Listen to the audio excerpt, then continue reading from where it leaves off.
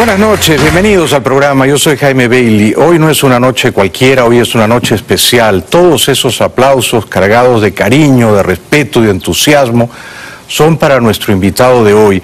No esperen de mí una entrevista neutral u objetiva. Yo no soy un periodista neutral. Yo soy un periodista muy apasionado y soy declaradamente uribista porque creo que don Álvaro Uribe fue un gran presidente.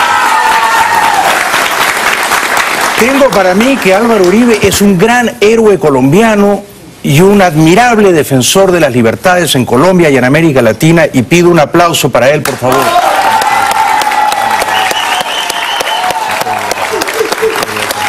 Presidente, bienvenido, muchas gracias por venir.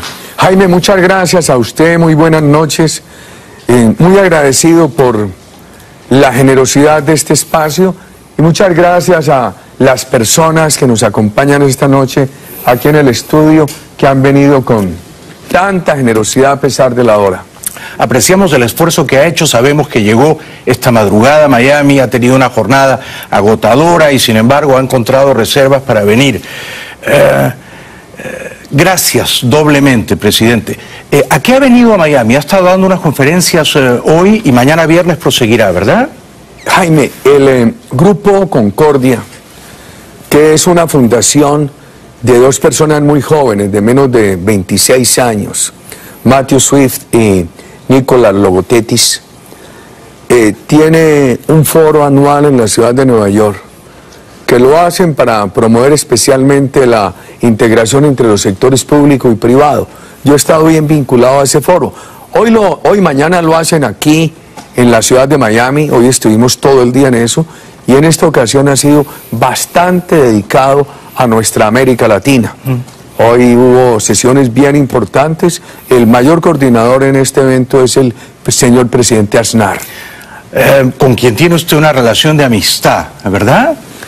Fue muy solidario como presidente del gobierno de España y es una persona muy firme. El liderazgo político necesita más firmeza que cálculo, y Aznar es firmeza. Desde luego, como usted. Yo me he declarado uribista. Creo que usted fue un gran presidente. Usted se jugó la vida por su país. Y usted es una inspiración en toda América Latina. Pero ¿por qué tantos colegas míos periodistas, no digamos ya escritores, se enojan conmigo cuando digo que soy uribista? ¿Por qué será eso, presidente?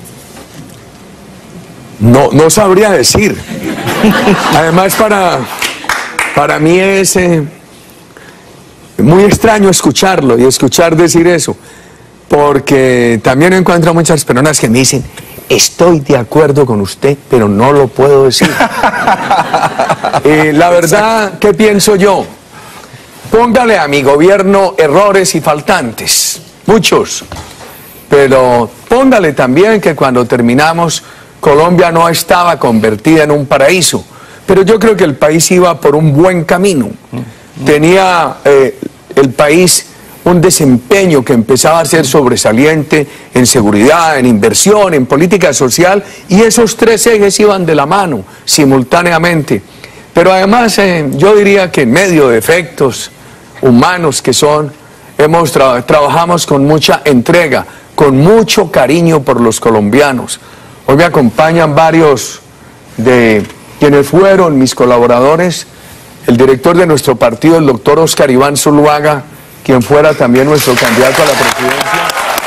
Y esta noche veo aquí a varios de quienes nos han acompañado en Miami, a la señora exembajadora, exsecretaria de la presidencia, la doctora Alicia Arango Olmos, y a muchos ciudadanos de Colombia y de Venezuela, que les agradezco, señor, inmensamente su presencia. ¿Cree que Oscar Iván Zuluaga será el próximo presidente de su país? Yo lo estimo enormemente, valoro toda su entrega, su trabajo, su inteligencia, la manera como ha creído en estas tesis. Y por supuesto entramos en una etapa en que tengo que ser muy prudente, porque varias personas han expresado el interés de ser precandidatos en el partido y tendremos que adoptar unas reglas serias, claras, que den toda la credibilidad y seguramente todos se van a someter a ellas para tener un buen suceso. Presidente, yo fui muy a menudo a su país cuando Samper era presidente, cuando Pastrana era presidente, incluso antes, cuando Gaviria era presidente. Y uno se sentía realmente en riesgo y era un país apesadumbrado, desesperanzado. Cundía el pesimismo, el que podía se iba. Usted llegó, gobernó 8 años y realmente rescató a Colombia de la desesperanza, infundió un optimismo.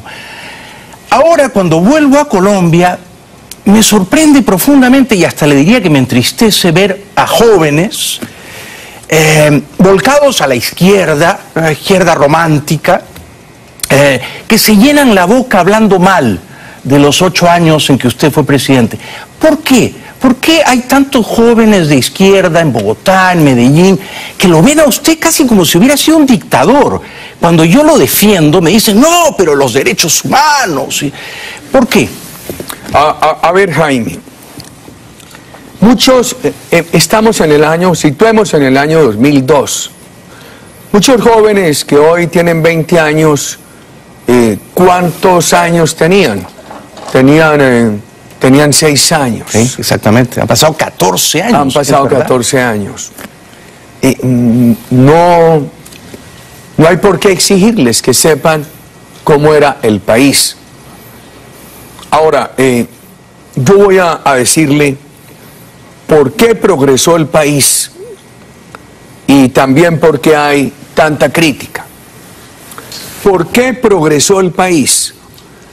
Alguna vez me preguntaban en una universidad norteamericana por qué Colombia reaccionó tan rápido, para bien, a sus políticas y tal país no.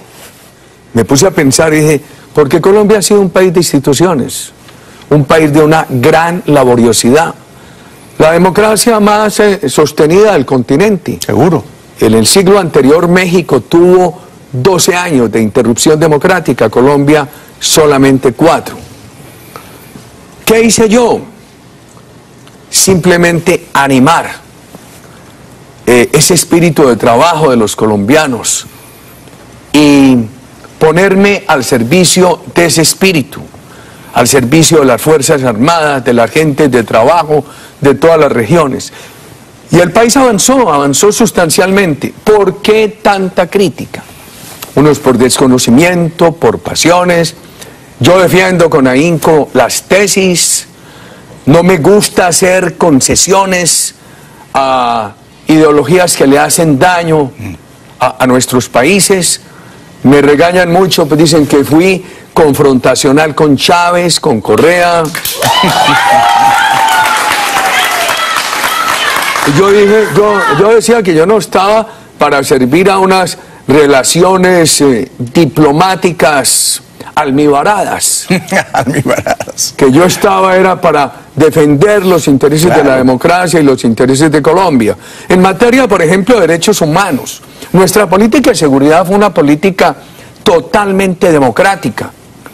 No hubo censura de prensa. Yo discutía con algunos periodistas, pero nadie puede decir que lo censuré. Cuando yo llegué a la presidencia, se habían presentado años en que asesinaban 15 periodistas. En los 8 años nuestros, al final, en los últimos 3 asesinaron 3 periodistas. Habríamos querido 0. Y podría darle a usted el resultado de lo que pasó con sindicalistas, de lo que pasó con profesores. Primera vez que Colombia tuvo tantas garantías efectivas, todas en favor de la oposición radical. La izquierda se apoderó electoralmente de la alcaldía de Bogotá, qué desastre, pero fue totalmente respetada por mi gobierno. Alcaldes y gobernadores en todo el país, elegidos por partidos radicales de oposición, tuvieron las mismas garantías que quienes me apoyaban. Entonces se dice que violaciones de derechos humanos de las Fuerzas Armadas. Miren, cuando empezamos a derrotar el terrorismo, ahí empezaron a decir que no estábamos neutralizando terroristas, sino asesinando campesinos. Y yo tomé todas las normas para garantizar transparencia, todas las medidas para garantizar transparencia. Una de ellas, aquí no se oculta nada, todo sale a la luz pública, todo se discute públicamente. Cuando tuve que sancionar con todo el rigor a integrantes de las Fuerzas Armadas, lo hice. Cuando tuve que defenderlos, lo hice. Yo quiero las Fuerzas Armadas, he sido su defensor. Las Fuerzas Armadas de Colombia son las Fuerzas Armadas de la democracia, no de una dictadura. Entonces los he defendido y eso nos gusta. Pero el país gozó de libertades.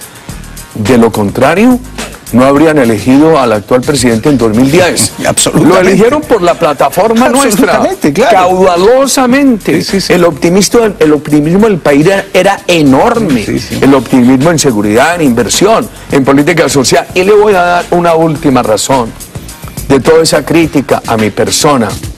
Yo continúo en el combate.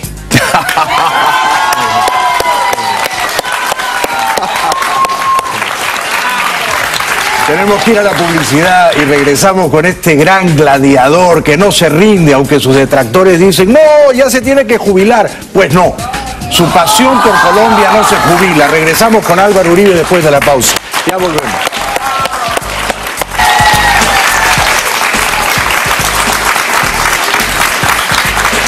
Bienvenidos de vuelta al programa. Ha venido esta noche don Álvaro Uribe, expresidente de Colombia. Y ha venido una multitud, por supuesto, a expresarle su afecto y su admiración y su profunda gratitud. Yo siempre que estoy cerca de usted, le digo, presidente, y no exagero, que usted se ha jugado la vida, literalmente, y más de una vez, por Colombia. Sus enemigos han atentado contra su vida en numerosas ocasiones. ¿Cuándo sintió usted la muerte más de cerca, presidente? Bueno, Jaime, suelo darle gracias a Dios por haberme protegido. Le confieso, yo le rezo a la Santísima Virgen, pero no me detengo muchísimo a pensar en tantos momentos difíciles. En la campaña, pero en la primera campaña de la presidencia, me hicieron varios atentados, que ya habían hecho muchos, siendo gobernador de Antioquia. Y un momento muy difícil fue en la ciudad de Barranquilla, pocos días antes de la elección presidencial. Porque cuando nos explotan un carro bomba o una bomba, yo siento que el jeep nuestro queda muy destruido. Miro para atrás donde venían 3 compañeros, sentí descanso porque los vi bien. Miro afuera y no se ve sino humo, un polvorín, tierra y personas en el suelo. Miro al lado y la persona que iba conduciendo el vehículo de la policía estaba bastante privado. Entonces yo desde el asiento del pasajero manejo el vehículo. No dejo abrir las puertas, lo cojo y lo manejo aquí, por encima de la persona del ciudadano de la policía que lo iba conduciendo, que estaba adormilado, y logro sacar el vehículo bastante destruido sobre los rines, unos metros adelante, unos metros a la izquierda, y me bajo para ayudar a recoger las personas que estaban tendidas en el suelo, y me dolió mucho. Todo eso duele mucho, Jaime. Ya lo creo. Me atrevo a hacerle estos comentarios a usted porque me da pena después de su pregunta, que sé con toda la nobleza que la formula, pero son momentos muy tristes, no les dedico mucho tiempo, los paso rápido. Hace usted bien, hace usted bien. No remasco el mal recuerdo, le doy gracias a Dios y los paso rapidito, porque muchos me preguntan, es que Uribe es un hombre de odio. No, yo soy de combate. Para combatir hay que tener alegría y no odio. Entonces, el que se pone a remascar y a llenarse de odios es como la vaca en el pantano. Mientras más patalea, más se atolla. Ahora que lo vi entrar aquí al canal de televisión y saludar con tanta humildad, con tanto aplomo a todas las personas que se le acercaban, a pesar de que ha sido una jornada extenuante para usted, me preguntaba, ¿de dónde proviene su calma presidente Uribe? Pues qué raro oír eso. Porque muchas personas me dicen todo lo contrario. Sí.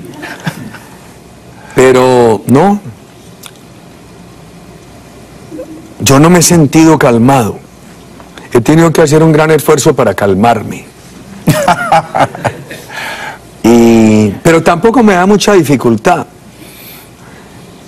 Lo que sí hago es que saludo a las personas con mucho cariño. ¿Cómo no los voy a saludar con cariño a estos ciudadanos que están aquí, jueves, día de trabajo, a esta hora? Y cuando uno tiene tanto crítico, es muy agradecido con quienes lo apoyan. Entiendo. Entonces, una vez llegó un candidato a la presidencia de Colombia. Era candidato en otro país y me dijo: quiero aprender cómo es que usted cómo se relaciona con la ciudadanía, porque mi carrera política ha sido de relación intensa con la ciudadanía. Hace poco, en una investigación judicial, un juez colombiano me preguntó: ¿qué hacía usted en tal campaña? Lo que ya yo hago en la política. Yo soy agitador callejero. Entonces me dijo: ¿usted cómo se relaciona con los ciudadanos? De tal y tal manera. ¿Les da la mano? Sí. ¿Quién le enseñó eso? No, eso no lo enseñan en las universidades. Yo caminaba los caminos de mi departamento con mi padre, con mis abuelos.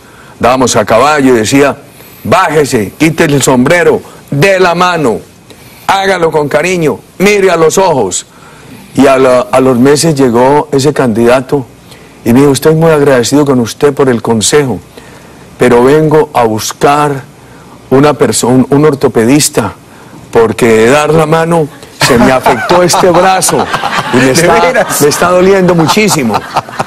Hay que saludar, la política es de voluntarios. Sí. Y hay que ejercerla con cariño por la ciudadanía, especialmente yo le agradezco mucho a quien a mí me apoya, porque yo genero mucha controversia. ¿Cómo no voy a agradecer a quienes se atreven a apoyarme? A veces pienso que la política es un oficio ingrato, que el esfuerzo hercúleo que hacen los políticos, bien intencionados, honorables como usted, no siempre es suficientemente recompensado.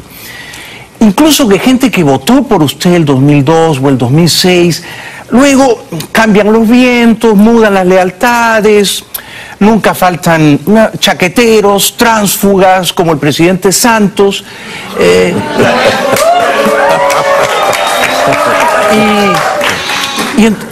¿Es un poco ingrato el oficio de la política? No, Jaime. Es difícil. En la vida pública uno tiene en cada minuto 55 segundos de dificultades y 2, 3, 4, 5 segundos de alegrías. Lo que pasa es que a mí me ocurre esto. Yo hoy venía con una gran preocupación, porque hoy el gobierno de Colombia le aceptó al grupo terrorista FARC que se entiendan de Estado a Estado.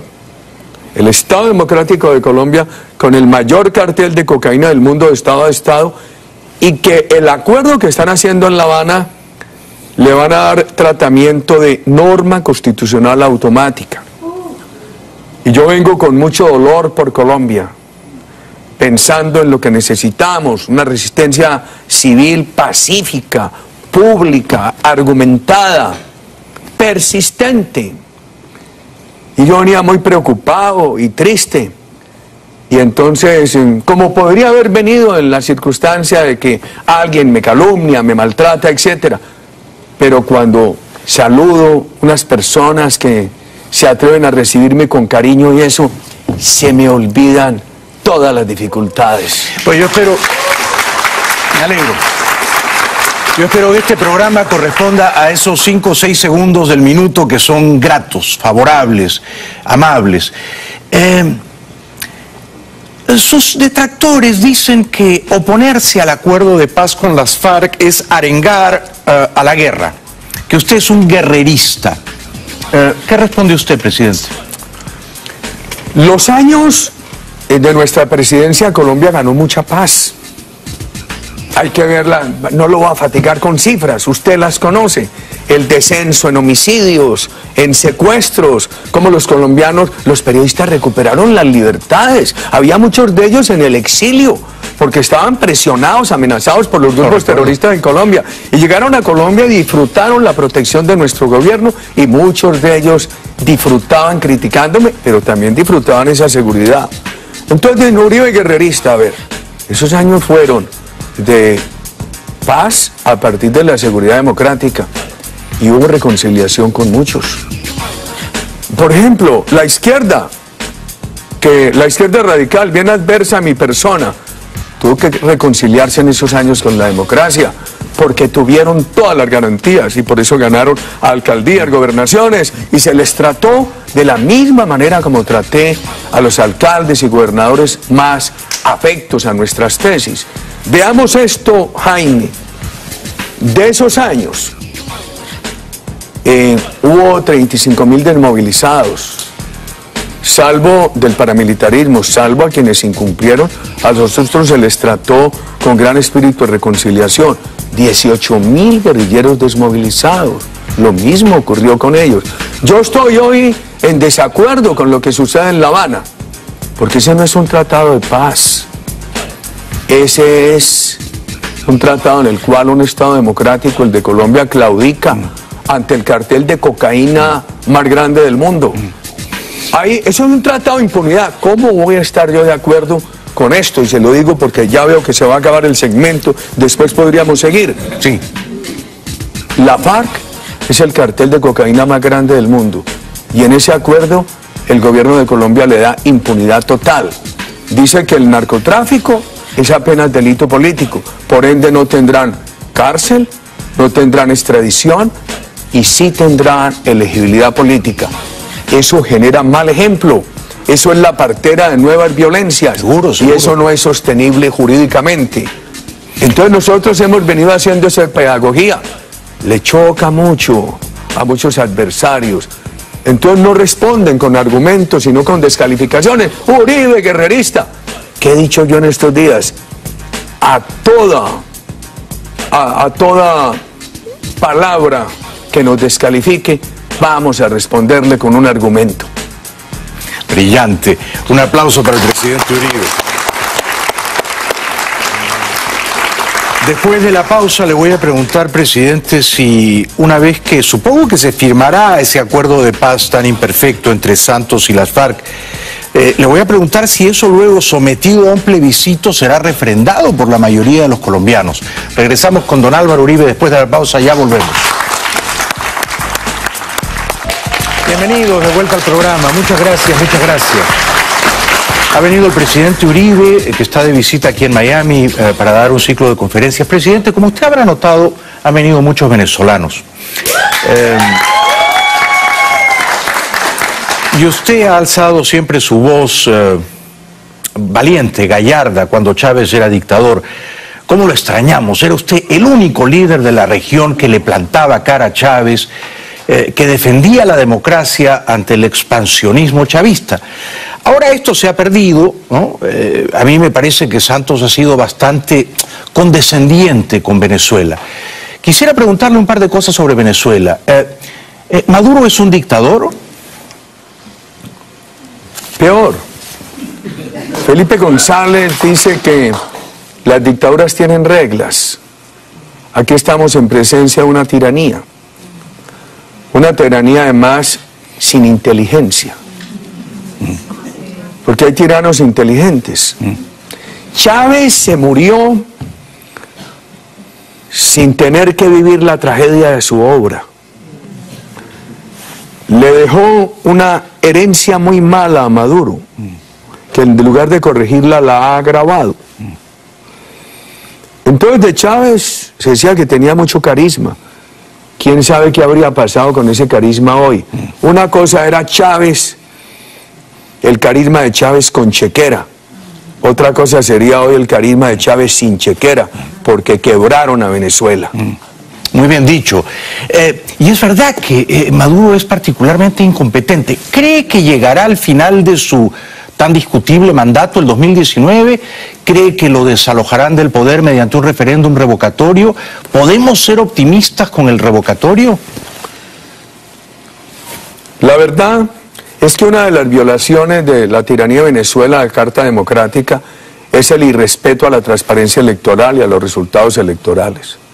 Eso habría merecido que se hubiera reunido la Asamblea de la OEA, hubiera activado la Carta Democrática y por 2/3 partes de los países signatarios se hubiera suspendido a Venezuela. No lo han hecho. Pero destaco que hoy la OEA tiene un secretario general, el doctor Almagro, que por lo menos es una luz para ayudar a Venezuela. Los venezolanos han tenido que dar esta batalla solos. Los gobiernos de la región han sido muy pusilánimes. Solamente un grupo de expresidentes en los 2 últimos años ha dejado sentir su voz para hablar por los presos políticos en Venezuela, en contra de esa reiterada violación de derechos humanos, etcétera. Termino con esto. Hoy en el foro de Concordia aquí en Miami, yo dije, bueno, las Fuerzas Armadas de Venezuela se supone que es el ejército de los soldados de Bolívar. Van a tener que reflexionar. ¿Van a seguir defendiendo los oprobios de la dictadura, de la tiranía, o van a defender los derechos del pueblo? Y que no me digan que es una incitación al golpe de Estado. Es una incitación a que las armas de la República de Venezuela se pongan al servicio de los derechos humanos, de las libertades políticas, no de la tiranía. Me saco el sombrero. Pero además otra cosa, Jaime, y con esto termino. Hay que retarlos, porque el mundo ha sido muy insolidario. Aquí en Miami hay dinero de boliburgueses.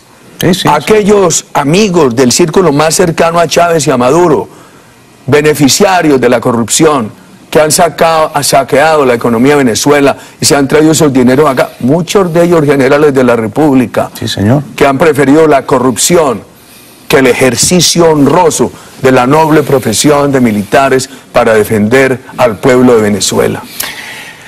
Me saco el sombrero, es realmente muy infrecuente, presidente. Yo llevo 30 años haciendo entrevistas, de encontrar a un líder político latinoamericano que hable con la lucidez y el coraje de usted.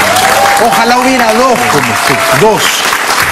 Ojalá Venezuela tuviera un Uribe. Ahora, dentro de esos gobiernos tan bien descritos como pusilánimes con la dictadura chavista, ¿Santos ha sido también pusilánime? Jaime, yo me he propuesto en este momento de tanta dificultad nacional, cuando tenemos que avanzar en esa resistencia civil, hacerlo con argumentos. Entonces le voy a dar parcial respuesta. No me voy a referir al Santos de hoy, usted lo inferirá. Me voy a referir al Santos que era ministro nuestro y aspirante a la presidencia. En ese momento era la voz más crítica del continente contra el chavismo. Buscaba aplausos internacionales hablando mal de Chávez y de Castro. Después, ya usted inferirá. Todavía no sé qué pasó. Pregunta, y es una pregunta antipática. ¿Se equivocó usted al confiar en él el año 2010?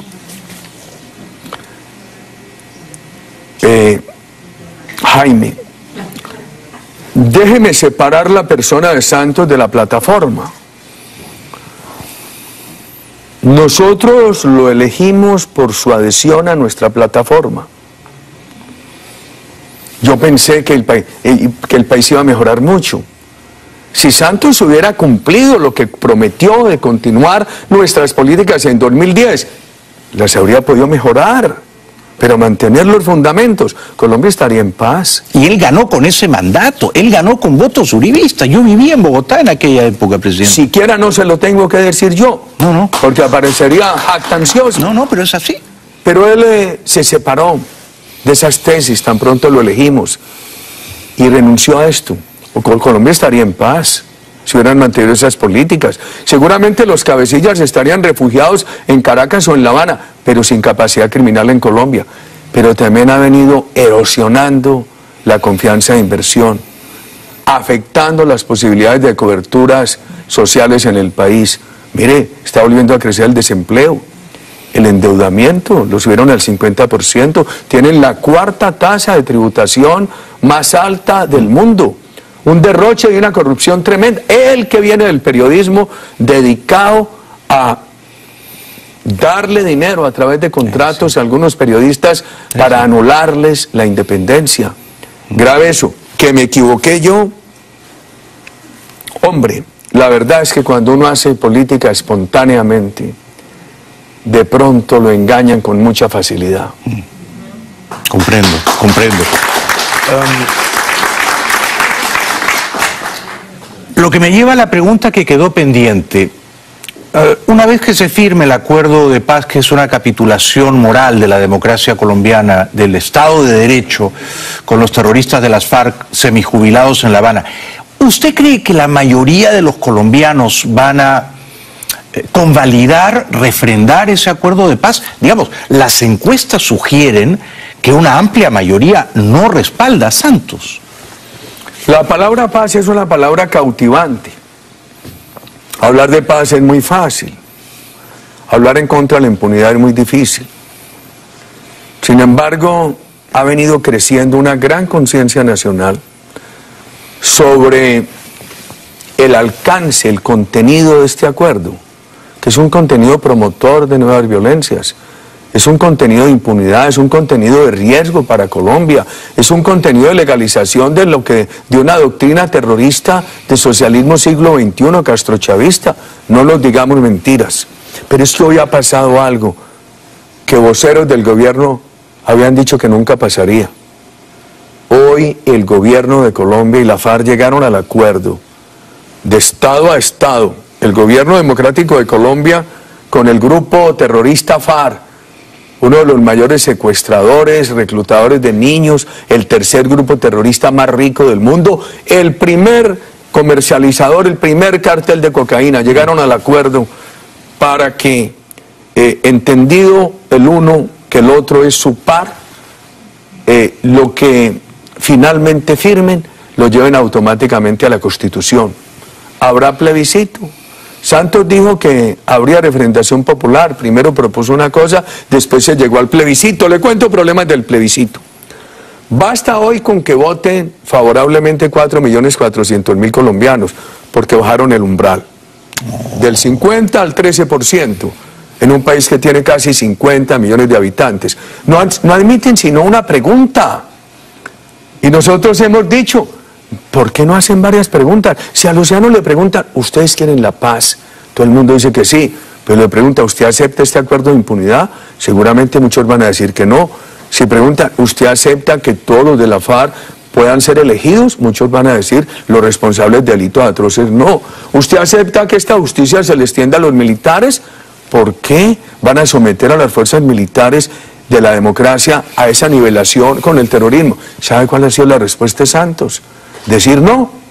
El que vote no o el que se abstenga quiere la guerra. Los que quieran la paz tienen que votar el sí. Si ese plebiscito perdiera, sería muy importante para el país, porque sería la oportunidad de decir, tienen que rectificar los contenidos del acuerdo con la FARC. Entonces, ¿qué hemos hecho nosotros? Crear conciencia sobre esto, pero no sobre rumores, no sobre adivinanzas, leyendo los textos de los acuerdos. Presidente, vamos a ponernos en el peor escenario. Se firma un acuerdo de paz con las FARC, es un acuerdo que estimula el crimen porque lo premia, porque convalida la impunidad, y vamos a suponer que en el plebiscito Santos obtiene 4,5 millones de votos, y entonces, muy bien, se aplica el acuerdo de paz, los cabecillas terroristas no van a la cárcel. Y algunos de ellos incluso quizá se postulan al Congreso. Sin embargo, si en 2018 gana el uribismo la presidencia, con mi voto sentimental por supuesto, eso se puede desandar, esos acuerdos lesivos a los intereses de Colombia y quizá también a la Constitución, se pueden corregir, dejar sin efecto. El gobierno y la FARC, en lo que anunciaron hoy, se proponen con esa incorporación automática, utilizando indebidamente los protocolos de Ginebra de 1949, blindar, como dicen ellos, el acuerdo, que sea irreversible. Pero así como en este caso sustituyen la Constitución para legalizar al terrorismo, nada se opondrá que con un proceso constitucional legítimo se derogue lo que haya que derogar. A mí me lo han preguntado, yo digo, hombre, nosotros hablamos con toda franqueza. Si un compañero nuestro, directamente del Centro Democrático o en una coalición, resultara elegido presidente de la República en el 2018, serena y tranquilamente se busca la reorientación de los acuerdos y lo que haya que derogar, se buscará la derogatoria. Y esto hay que decirlo a tiempo. Lo peor que le ha pasado a nuestros países ha sido por falta de oportuna oposición. Esta oposición que nosotros hemos hecho en Colombia es desgastante, de pronto muy incomprendida, pero yo creo que necesaria, a tiempo. Por eso ahora estamos, esta tarde que hablé yo nuevamente de resistencia civil, pública, quiere decir no clandestina, pacífica, argumental, quiere decir no de agravios ni de amenazas, y persistentes, quiere decir en el escenario suyo, firman, incorporan eso automáticamente a la Constitución, hacen el plebiscito, lo gana Santos. ¿Qué hacemos nosotros? Persistir, seguir la oposición, seguir luchando, porque en algún momento lo mal hecho se derogará. Miren, las leyes de punto final de Argentina y Chile las derogaron. La del Salvador de 1992 la inaplican. Y es el mismo caminito de Colombia. El gobierno de Santos muy hábilmente dice que es distinto. Y le preguntan, ¿por qué es distinto? Él dice, no, es que si bien al narcotráfico se le va a dar impunidad, porque no lo llevarán a la cárcel, tampoco los extraditarán y les darán elegibilidad, dicen que en el caso de los delitos atroces habrá justicia. Nosotros decimos que no. Le basta a la FARC reconocer un delito atroz para no ir a la cárcel. Entonces, ¿se ha visto eso? Y en cualquier caso los pueden elegir. Eso jurídicamente es insostenible. Insostenible. Porque eso es contrario a la Convención Americana de Derechos Humanos, al Estatuto de la Corte Penal Internacional y a la tradición democrática de prohibición de elegibilidad política a los responsables de atrocidades. Entonces, y además genera mal ejemplo. Mire, Jaime, en 3 años de oferta de impunidad, la FARC ha pasado de 6.800 a más de 17.000 integrantes. Triplicado el número de combatientes armados. El ELN estaba desaparecido, desarticulado. Hoy tiene, con el apoyo de Maduro y con personas de la FARC que se han ido a utilizar el uniforme del ELN, nuevamente capacidad criminal. Las bandas criminales se han multiplicado por 5. Sí. Y mire este problemita. El país había bajado de 170.000 hectáreas de coca al inicio del Plan Colombia a 43.000. En diciembre del año pasado estaba en 159.000. Casi 4 veces más. Y el consuelo que Santos nos da a los colombianos es que con la FARC y el ELN va a combatir la droga, buscando los ladrones de celadores. ¿Cómo le parece? Entonces, hay que persistir en la lucha. Si hay una voz, presidente, que no se debe apagar, que necesitamos viva, es la suya. Sí, absolutamente. Dios le dé larga vida, longeva vida a don Álvaro Uribe. En 50 años no estaremos aquí y los libros de historia recogerán la grandeza de su legado. Santos será el camarada Timochenko Santos. Una anécdota al pie de página, presidente. Usted es Messi.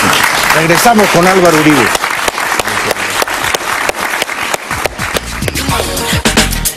Bienvenido de vuelta al programa. Gracias. Todos los aplausos son para nuestro invitado de esta noche, el expresidente colombiano Álvaro Uribe. Presidente, ¿quién es en su opinión el mejor presidente que ha tenido Colombia? Desde luego, excepción hecha de usted. No, yo admiro muchos colombianos. Ha tenido el país una tradición de presidentes honorables. En la juventud, en la infancia, en la adolescencia, en mi familia se sentía respeto reverencial por Alberto Lleras y mi madre lo infundía.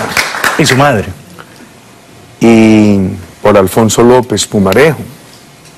La verdad es que el país ha tenido muy buenos presidentes. En esta lucha contra la violencia, yo tendría que destacar a Julio César Turbay y a Guillermo León Valencia. López y Carlos Lleras hicieron un buen manejo económico. López evitó que Colombia se inundara de los dólares del Medio Oriente, que en esa época le causaron tantos problemas de deuda a América Latina.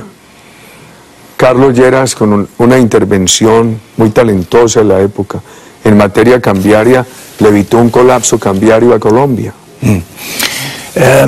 ¿Quién es el líder político o líder moral, un líder religioso, que más lo ha impresionado? Usted ha tratado con los grandes líderes de nuestro tiempo. ¿Quién le ha impresionado más? De los vivos, tantos. Lo que pasa es que si hago una enumeración y omito alguno, no me agradece el destacado, sino que se resienten los omitidos. Es verdad, es verdad. Es usted un señor. Yo mantengo muchas gratitudes. El presidente Bush tomó decisiones heroicas para ayudarnos en Colombia. Por un accidente que se había presentado lamentable, fatal, con la interdicción de aviones de narcotráfico en el Perú, donde por equivocación derribaron un avión de misioneros. Lo recuerdo. Eso estaba suspendido en Colombia. El presidente Bush, por confianza en nuestro gobierno, lo restableció en Colombia. Y fue una decisión muy importante contra el narcoterrorismo. Después en su gobierno se aceptó por confianza en nosotros, en nuestro gobierno, en mi persona, venderle a Colombia por parte del Pentágono armas inteligentes. Eso fue definitivo para romper la ecuación y derrotar al terrorismo, avanzar en esa derrota. Gratitudes por hechos concretos. ¿Conoce al Papa Francisco? No lo conozco, lo he leído con mucha simpatía. ¿Qué impresión tiene de él? El Papa Francisco es bastante vital. Se me parece a su santidad Juan Pablo II. Tiene unas humildades semejantes a las de Juan XXIII. Los dos saben decir las cosas con gracia. Sí. Porque Juan XXIII en alguna ocasión dijo que el mundo tenía 4 plagas: la agricultura, los casinos, el licor, no digo la cuarta, y que en su familia había las 4. Cuando uno le oye ciertas anotaciones a su santidad Francisco, lo encuentra con esa común gracia con su santidad Juan XXIII. Sí. ¿Cómo hace usted? Yo he conocido su finca en Río Negro, he visto la devoción que tiene por la Virgen, por la familia, por el campo, por los caballos. ¿Cómo hace usted para estar tan bien de salud? Habiendo tanta gente, enemigos, detractores, contradictores, gente biliosa, que se ensaña con usted y cada vez que nos vemos, usted tiene ya 60 y pocos años, pero parece que tuviera 50. Pronto lo voy a pasar a usted en edad, presidente. ¿Cómo hace para estar tan bien? Jaime, ¿qué hago yo? Cuénteme el secreto. No, yo por ejemplo ahora, si puedo estar sábado y domingo en la noche en la casa, ya no me voy a acostar a las 3 o 4 de la mañana, sino a las 7 de la noche.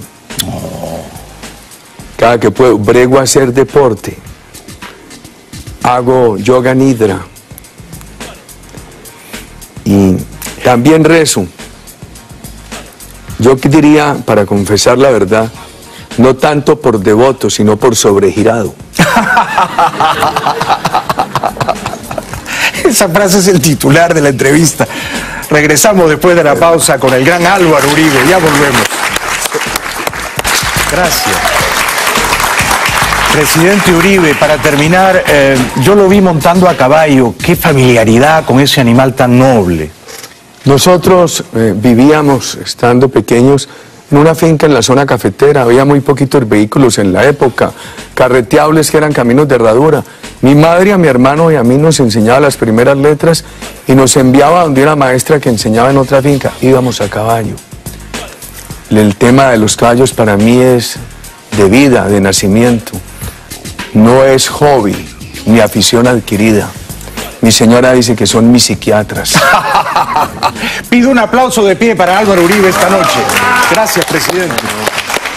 No, Jaime, muchas gracias.